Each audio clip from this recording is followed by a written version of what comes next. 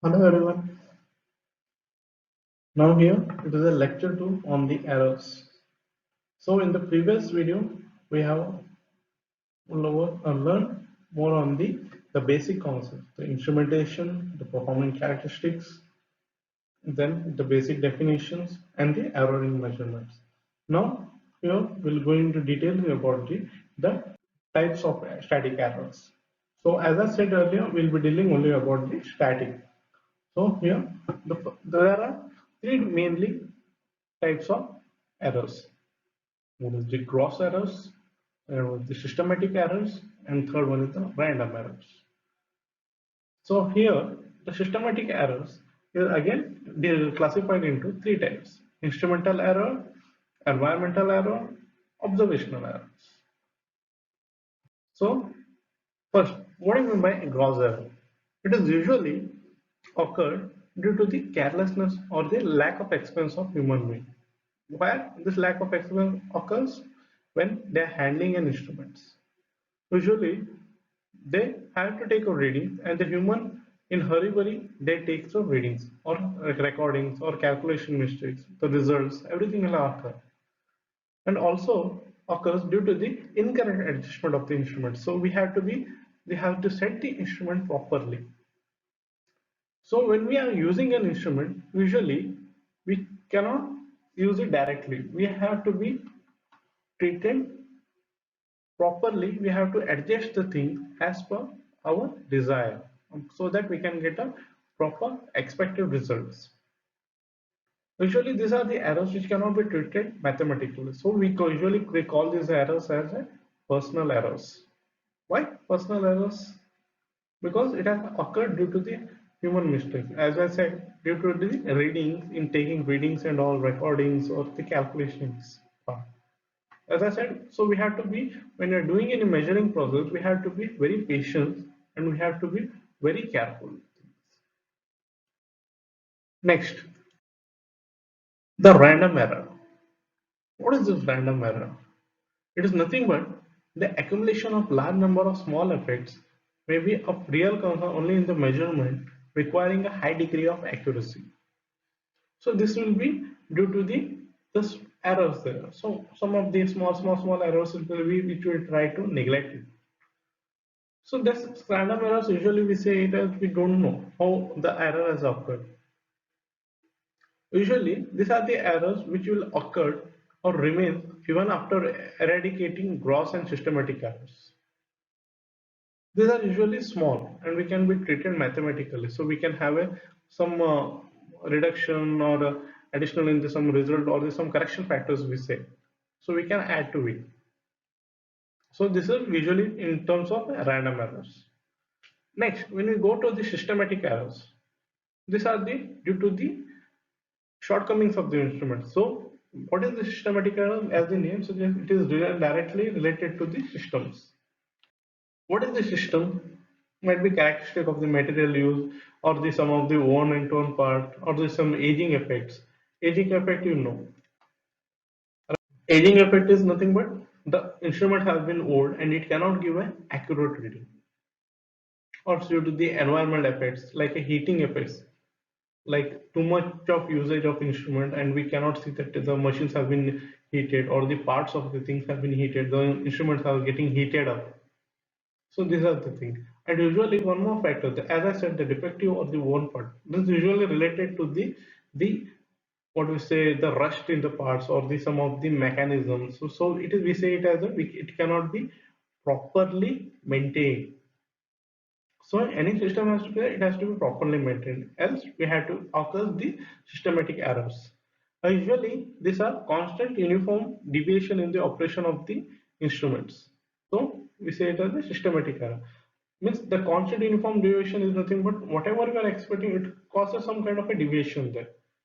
As I said, that these are due to the purely with related to the systems of the instrument.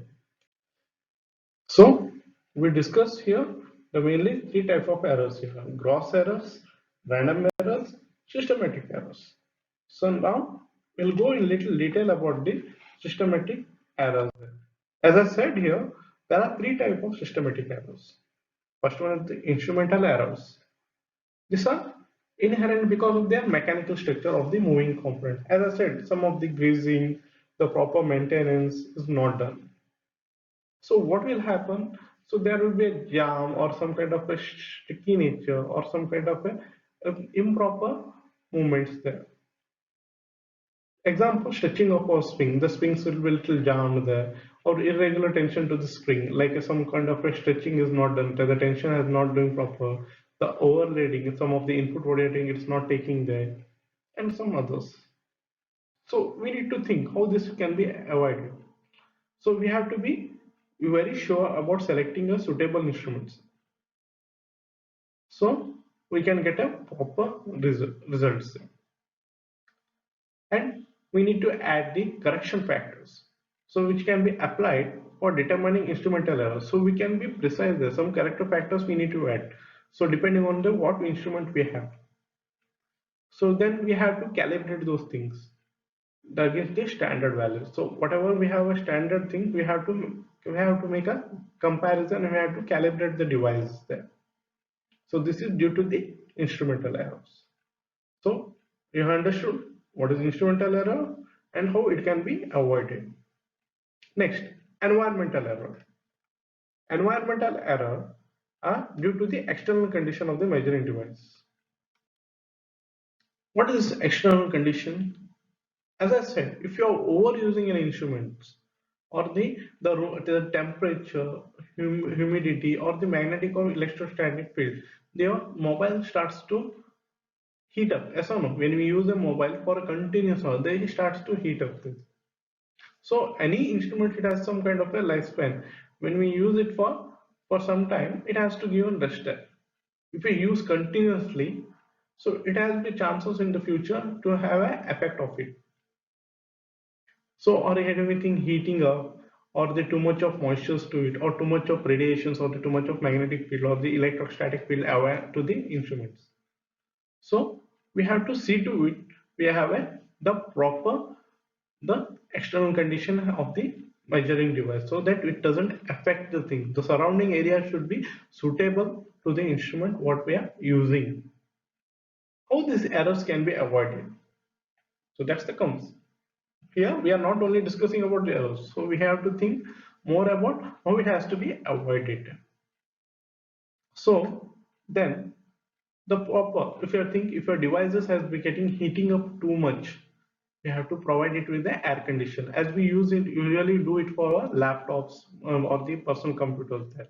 Usually we have a fans to it, so that it the cools up. If it used it for too many hours, as our workings on any of the systems, anything, usually we provide a fans to it. Usually we use some of the material like aluminum to cool these things. Then we use the magnetic shields. Why this magnetic shield? So that it doesn't get too much of interacted, or the energy, or the any of the readings what they get doesn't affect the magnetic fields there.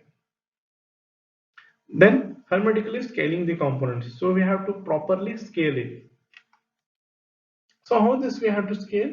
We have to see the readings are getting proper. We have to compare those things. Next, using heat sinks.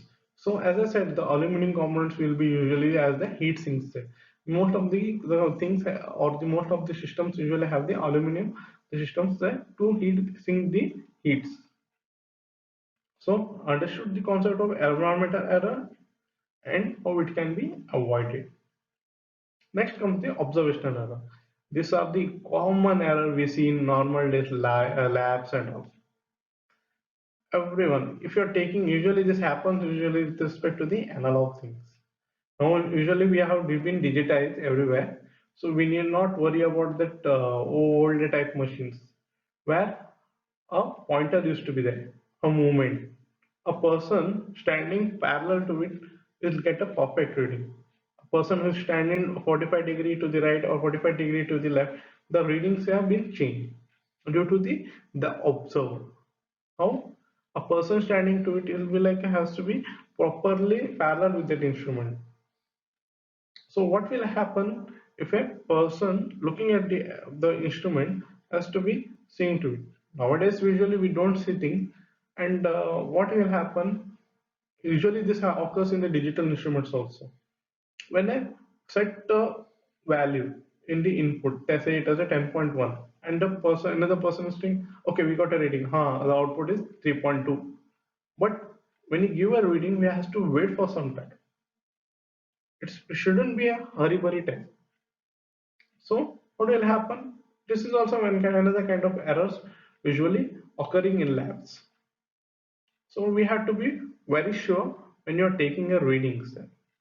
So in this video, we focus more on the types of errors, that is the types of static errors, usually mainly we say here.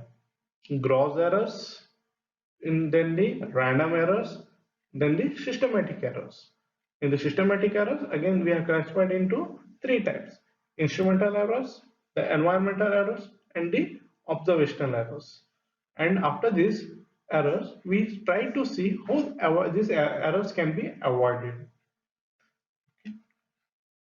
Next, these are the references from where we have been taken. As video as a prescribed HSQLC, and it has to be a third edition.